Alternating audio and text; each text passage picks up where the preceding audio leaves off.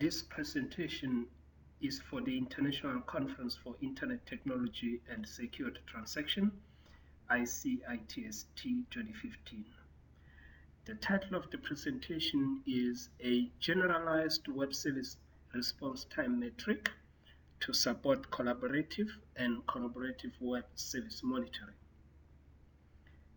My name is Ishmael Makitla. I am a senior engineer at the Council for Scientific and Industrial Research in South Africa. I am also a PhD student in computer science at the University of South Africa. My co-author is Dr. Jabu Musweni. He is a senior researcher at the Council for Scientific and Industrial Research and also a PhD supervisor at the University of South Africa. In this presentation, we describe the development of a generalized metric for computing response time of a web service.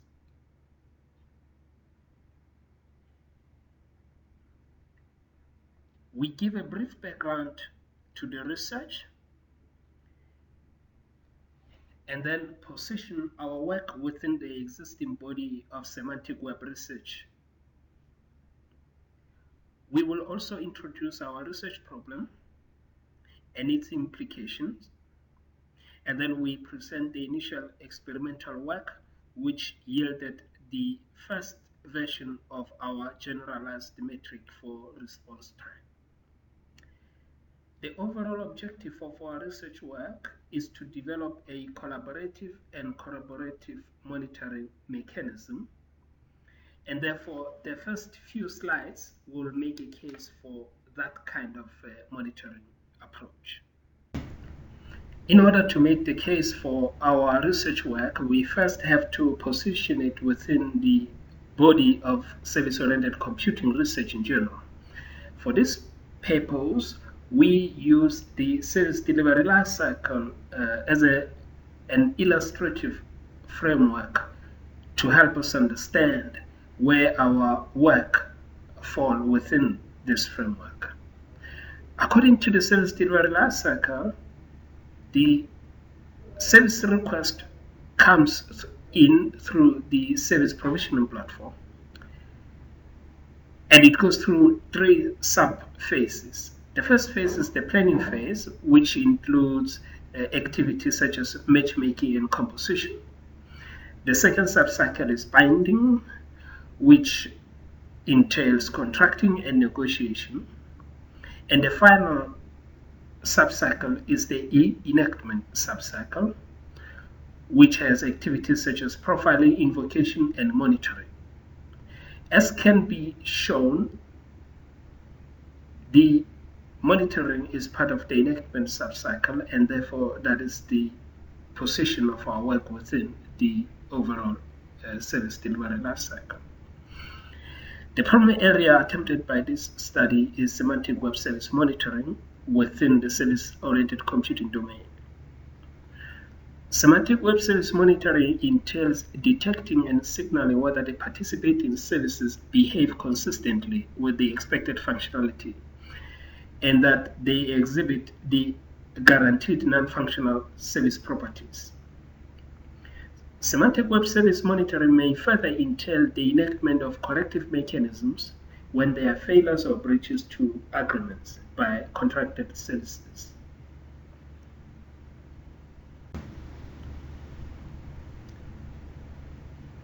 Contemporary monitoring approaches do not facilitate collaborative and corroborative exchange of monetary information between service consumers and providers. This exchange of monetary information is very important if we are to support or facilitate the collaborative and corroborative monitoring between services. The dominant approaches can be grouped roughly in three groupings.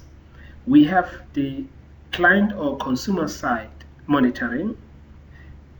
The limitation of this approach is that the clients can give bogus reports, and also that in order to discourage bogus reports, the service owners or providers have to come up with incentive schemes to incentivize honest reporting on the part of clients. The second group is the service side monitoring, and this is the most common one. However, where there are guarantees and where there are penalties for SLA breach,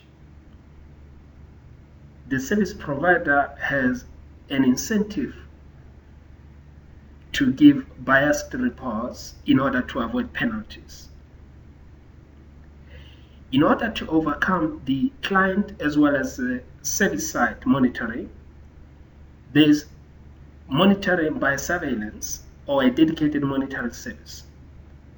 The problem with this one is that the infrastructure required to monitor the services might be just as high as the infrastructure to run the actual service.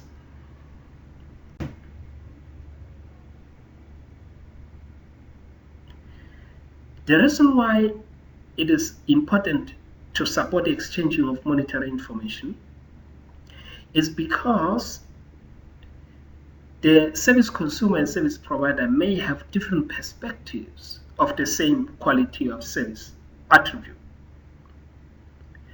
because there is no consensus on what individual QS attributes mean, and because of that, there is a great potential for misunderstanding in case of a service level agreement breach. If the participating services, both service provider and consumer, were able to exchange their monetary information, it will enable support for flexible pricing model, which is a potential competitive advantage for service providers. Furthermore, if both the consumer and the provider exchange and corroborate each other's monitoring information, there will be no need for incentive schemes in order to encourage honest reporting. There is also no need for dedicated infrastructure for monitoring by surveillance, because the consumer and the provider exchange their environment-dependent monitoring information directly.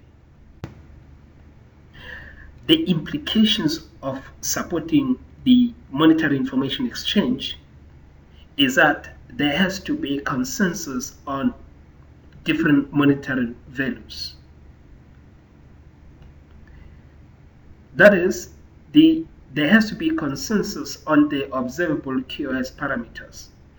This is necessary in order to reconcile the subjectivity of quality attribute. Another implication is that there has to be a generalized metric for specific QoS parameters. In our case, we are looking at response time.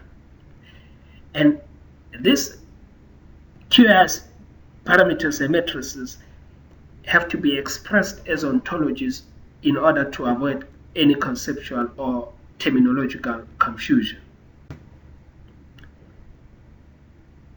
As already mentioned, in this presentation, we aim to present the initial experimental results which yielded our response time metric.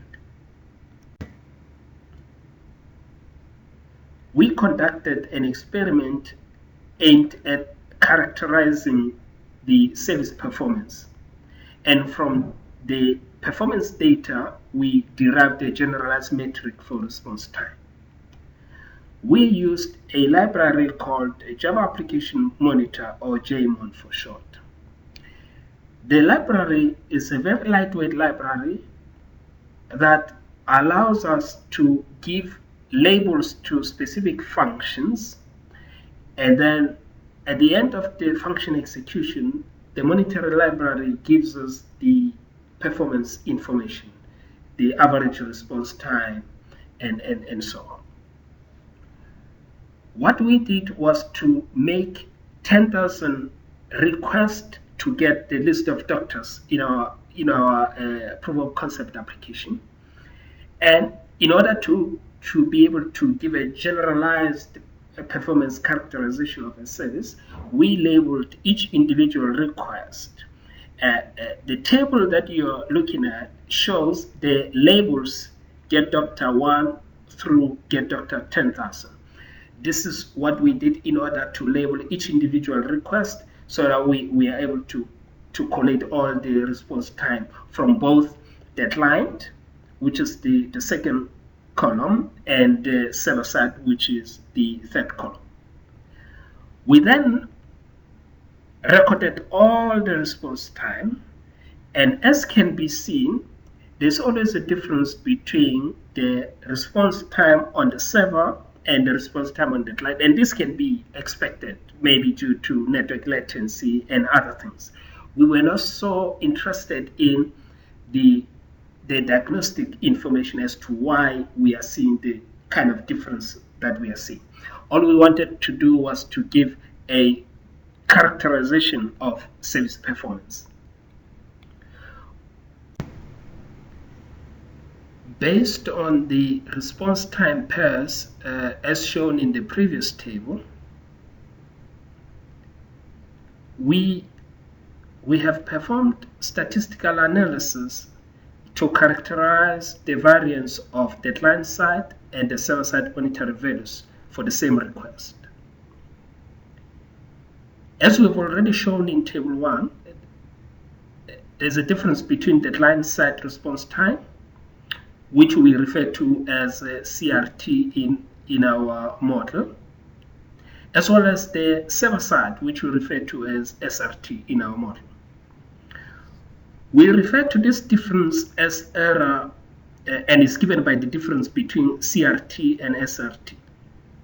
This is an error because the web service provider claims a different response time from what the consumer is experiencing. We use statistical variability of these error values in order to get to a server-side response time value, which will have the smallest possible error. To do that, we compute the mean error, which is represented by x with a small cap. We compute this as an average differences between client-side response time, SRT, and server-side response time, SRT, for all the 100 requests. From computing the mean error, we computed the deviation of each error value from the mean error that we computed. And for this, we used absolute values, meaning we ignored any negatives where the client side and the server side are, where the server side is more than the client side. So we did the absolute computation. For that, we calculated what we shown as EV in our model, and this is the error value, which is given by CRT minus SRT. To understand the spread of the monetary values, we then computed the average square deviation or variance for all 10,000 requests. And from that, we could easily derive the standard deviation, which is just the square root of the variance. Then we finally examined each error value, CRT minus SRT, to see how many standard deviations each of these values are from the population mean for the 10,000 values. And for this, we had to calculate the Z-score. The Z-score was given by the error value minus the mean value, or the mean error, divided by the standard deviation for each error value. However, since we wanted to characterize the overall performance of a service, we could not look at the individual Z value, so we computed the average Z value using absolute values for all 10,000. This figure that we calculated as an average Z value, or AZ, in our model indicates a more or less value that the client should expect given the response time from the server side. Based on this, we formulated a generalized metric for response time. Both AZ and the error mean are historical values known from memory or from in our experiment from the 10,000 identical requests. These descriptive statistical values represent the facts about how the Get Doctor web service method is performing under certain resource conditions. It is therefore possible to predict what the client-side response time is likely to be if we were to run the application again under similar conditions. The characterization, as can be seen, suggests a linear regression model where the variability or the beta value or the average z-score value, AZ, is taken from previous execution to predict the most likely client-side response time value. Our future work will involve conducting the likelihood test between different models as we try to develop more robust generalized metric for calculations.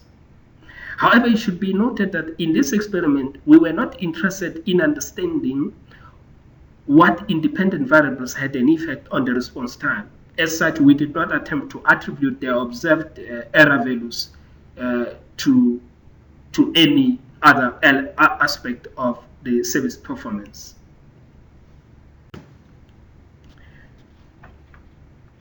The generalized metric was sufficient in order to come to a way of calculating a response time which is independent of both the client and the server. But that is not sufficient. If we are to exchange the performance information between the client and the server,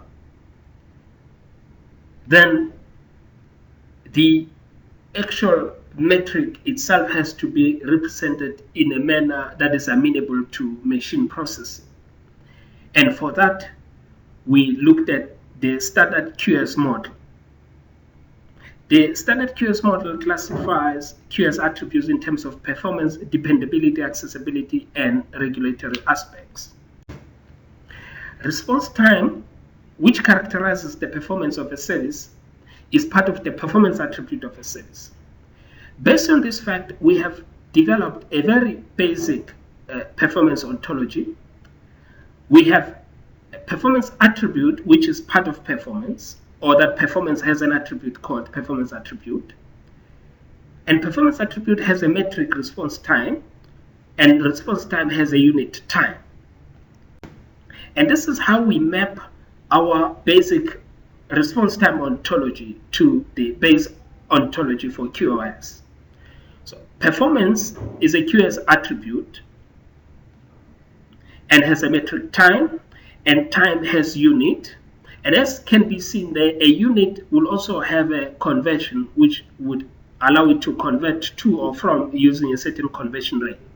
With this observation, it means a time unit can be in seconds, microseconds, milliseconds, minutes, days, even days. To conclude, the generalized metric for each QoS parameter will eliminate the need for incentive schemes or for costly dedicated monitoring infrastructure. It is very important, but as we've already indicated, it is not sufficient. In order to support the exchange of monitoring information, a common formal conceptualization of these metric values is required. This is necessary in order to promote semantic interoperability between service consumer and service providers, and also to support intelligent reasoning over such performance values. For this, we use ontologies as a conceptualization formalism, which explicitly specifies concepts within the domain. In our case, this will be service performance domain.